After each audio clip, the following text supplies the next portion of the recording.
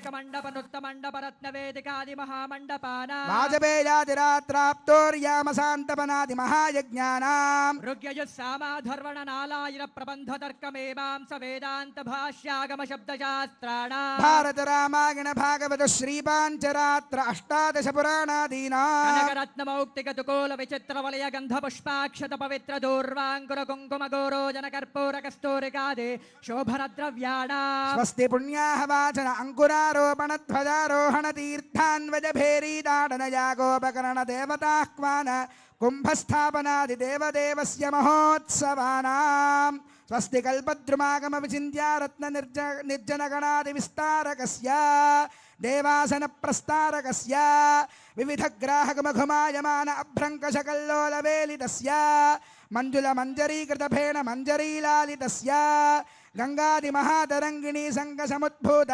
మంగళాభ్యంగ శృంగారకస్య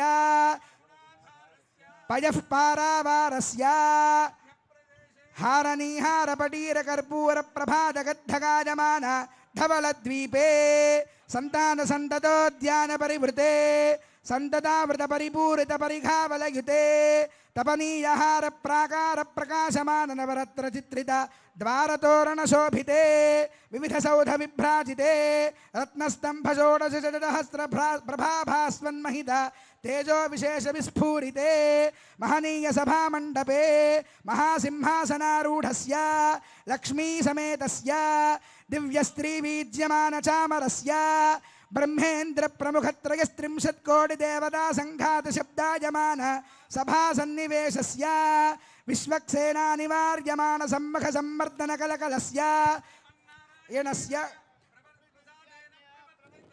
అస్య దేవదేవస్య భగవతో నారాయణస్య ప్రసాదేన ప్రవర్తినానాం లగ్నహోరాత్రే కాణనవాంశ ద్వాదశాంశ త్రింశాంశ త్రింశదంశకానాం నిరంతరమనుకూలానాం శుభశోభనానాం స్వస్తి సర్వే గ్రహాః శుభనక్షత్రయుక్తాః.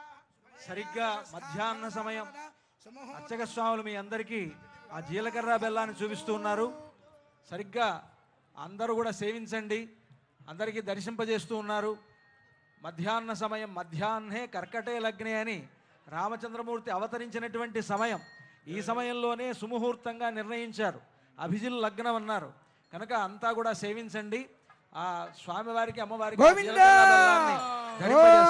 ధ్రువంతే రాజా వరుణో ధ్రువందేవో బృహస్పతిః ధ్రువంత ఇంద్రశ్చాగ్నిశ్చ రాష్ట్రం ధారయతాం ధ్రువం అయం ముహూర్తః సుముహూర్తోస్య భవంతో మహాంతో. రాజా రామచంద్ర భగవాన్ కి, సీతామాయికి, లక్ష్మణ స్వామికి, పవన సుత హనుమాన్ కి, భద్రాద్రి రామ గోవింద, వైకుంఠ రామ గోవింద, ఓంకార రామ గోవింద, రామనారాయణ గోవింద, లక్ష్మీ రమణ గోవింద, ఆంజనేయ వరద గోవింద. జై శ్రీరామ్, జై శ్రీరామ్, జై శ్రీరామ్. సుముహూర్తం అయిన తర్వాత ఇంకా మాంగళ్య పూజ, మాంగళ్యధారణ, మాంగళ్యధారణ అయిన తర్వాత వారణమాయిరం అని ఆ వేడుక, ఆ తర్వాత తలంబరాల వేడుక, ఇవన్నీ ఉన్నాయి. ముహూర్తం అయిపోయింది కదా అని కళ్యాణం అయిపోయినట్లు కాదు, కళ్యాణం ఇంకా ఉంది. కనుక అందరం సావధానంగా చూద్దాం, కళ్యాణ ప్రక్రియనంతా కూడా సేవిద్దాం. మనం ముఖ్యంగా మన తెలుగు వాళ్ళ అదృష్టం ఏమిటంటే వైదికమైనటువంటి పద్ధతిలో కళ్యాణం అనేటువంటిది మన తెలుగు వారికి ఉన్నది. మిగతా రాష్ట్రాల్లో ఉండేటువంటి వారిది వైదికం కాదా అని అడగొద్దు నన్ను. కానీ ముఖ్యంగా మన తెలుగు వాళ్ళ అదృష్టం ఏమిటంటే వేదం చెప్తున్నది ముహూర్త సమయానికి వధూవరులిద్దరూ ఒకళ్ళనొకళ్ళు చూసుకోవాలి అని. ఆ చూసుకోవాలి అని అంటే ఏం చేయాలి అని అంటే దానికి మంచి ఆచారం పెట్టారు. అప్పుడు అంతకుముందు కూడా చూస్తారు, వాళ్ళు చూసుకోవచ్చు, కానీ ముహూర్త సమయానికి చూడాలి.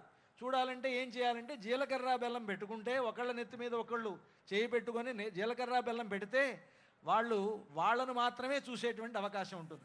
కనుక అలాంటి సుముహూర్త సమయానికి మనకి ఇటువంటి గొప్ప ఆచారాన్ని ఏర్పాటు చేశారు. అదే తెలుగువారి ఆచారమే, తెలుగువారి పెళ్ళియే భద్రాచలంలో జరుగుతుంది. నిజానికి సీతారాముల కళ్యాణం తెలుగువారి పెళ్లి కాదు. ఆయన ఉత్తర దేశంలో అవతరించాడు, అయోధ్యలో అవతరించాడు రామచంద్రమూర్తి. అయోధ్యలో అవతరించినటువంటి రామచంద్రమూర్తికి కన్యాదాన సమయంలో జనక మహారాజు ఆ సీతారాములిద్దరిని ఎదురెదురుగా నించోబెట్టి, ఇయం సీత మమ సీత మమ సుత సహధర్మ చరీతవాని, ఓ రామా, ఇదిగో నా కూతురు చేతిని నీ చేతిలో పెడుతున్నాను. ఈ రోజు నుంచి ఇప్పటిదాకా నా సుత, నా కూతురు ఈవిడ, రేపటి నుండి నీకు సహధర్మ చరీతవా, రేపటి నుంచి నీకు ధర్మచారిణి అవుతుంది అని చెప్పి చేతిలో చేపెట్టి పాణిగ్రహణం చేశాడు ముహూర్త సమయానికి. సీతారాములకు కళ్యాణ సమయంలో అయోధ్యలో త్రేతాయుగంలో జరిగింది పాణిగ్రహణం. కానీ భద్రాచలంలో మాత్రం వారిద్దరూ ఒకరినొకరు చూసుకునేటువంటి చూపులు కలిసిన శుభవేళ. అటువంటి గొప్ప ఆచారం మనకి భద్రాచలంలో ఉంది. తెలుగువారి కళ్యాణం